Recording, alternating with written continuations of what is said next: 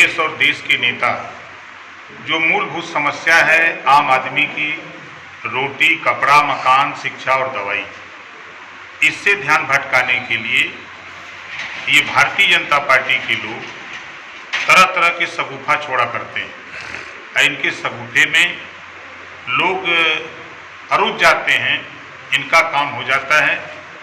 फिर चुनाव के बाद फिर प्रदेश में 79 जातियाँ पिछड़ी जाति में हैं, 66 अनुसूचित जाति जनजाति में है, हर जाति में गरीब है।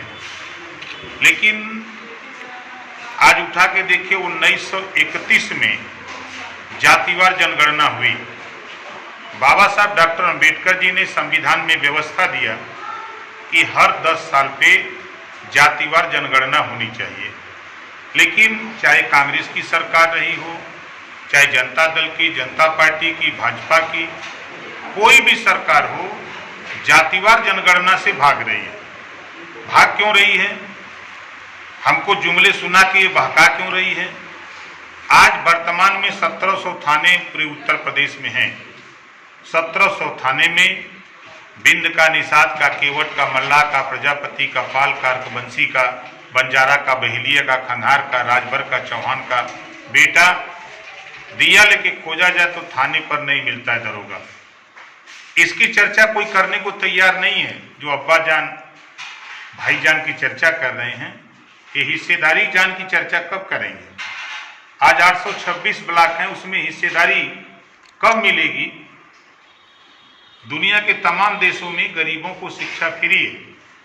हम लोगों ने एक अभियान चला रखा है कि इनसे मुक्ति दिलाने के लिए कि ये बिना वजह आप लड़ाई न लड़ो, एक समान, अनिवार्य और फ्री शिक्षा देश में लागू होना चाहिए। देश एक है, संविधान एक है, प्रधानमंत्री एक है, तो फिर दो तरह की शिक्षा क्यों? इस नाते हम लोगों ने एक भागीदारी संकल्प मोर्चा 10 दलों का मिलाकर के बनाया है, जिसमें प्रजापति जी हैं, पाल जी हैं, चौहान जी हैं, बिंद जी हैं, निषाद जी हैं, पटेल जी हैं, कुशवाहा जी हैं, साक्य हैं। ये तमाम लोगों को मिलाकर के 10 दलों को हम लोगों ने एक मोर्चा बनाया है। हम लोगों ने साफ साफ जो अध्ययन किया धरातल पे, आधी आबादी महिलाओं की है। राजनीति में 50% इनको रिजर्वेशन राजनीति में और 50% नौकरियों में जब तक इनको मिलेगा नहीं, तब तक इनके ऊपर हो रहे जुल्म, जाति, अत्याचार खत्म नहीं हो सकता है। आज जो प्रदेश की हालत है, देश में सबसे ज्यादा महंगी बिजली उत्तर प्रदेश में बिक रही है। इस पे चर्चा करने के लिए सरकार के पास हिम्मत नहीं है। हम लोगों का मानना है कि खुदा उसी की मदद करता है जो खुद अपनी मदद के लिए तैयार होता है। ये पिछाड़े गए लोग, वंचित समाज के लोग अपने हक के लिए, हम लोग प्रयास कर रहे हैं कि अपने हक के लिए लड़ो, अपने बच्चे को बेहतर शिक्षा, रोजगार, नौकरी, स्वास्थ्य के लिए लड़ो, सम्मान के लिए लड़ो, अधिकार के लिए लड़ो। इस बात की जानकारी हम लोग इनसे निजात दिलाने के लिए, जो आपने सवाल किया कि अब्बा जान और चचा जान, तो हम फिर कह रहे हैं कि महंगाई जान से चर्चा क्यों नहीं करते, बेरोजगारी जान पे चर्चा क्यों नहीं, शिक्षा जान पे चर्चा क्यों नहीं? मुख्यमंत्री जी से कहते हैं कि जो पहले सरकारें थी उन्होंने कांवड़ यात्रा और अन्य धार्मिक कार्यक्रम रुकवाए, लेकिन हमने राम मंदिर की नींव रखी। ये दुनिया में अगर झूठ बोलने वाला अगर कोई नेता एक नंबर का है तो उस नेता का नाम है नरेंद्र मोदी जी।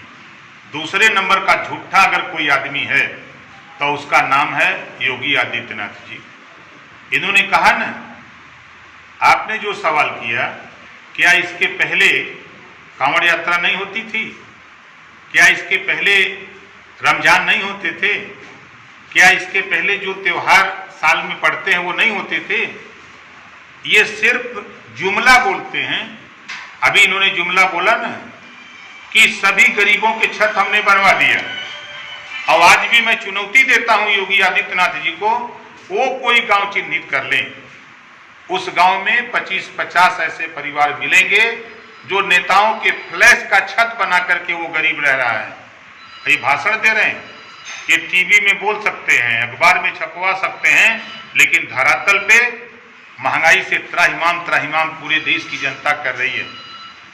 और योगी जी, अब इनको हम कहाँ तक कहें, कुंभ में कैग की रिपोर्ट आ गई 2019 के जो कुंभ लगवाया था, moped, motorcycle, tempo, auto rickshaw, इसके नंबर दिखा करके, ट्रैक्टर का नंबर बता करके मिट्टी की ढुलाई हुई।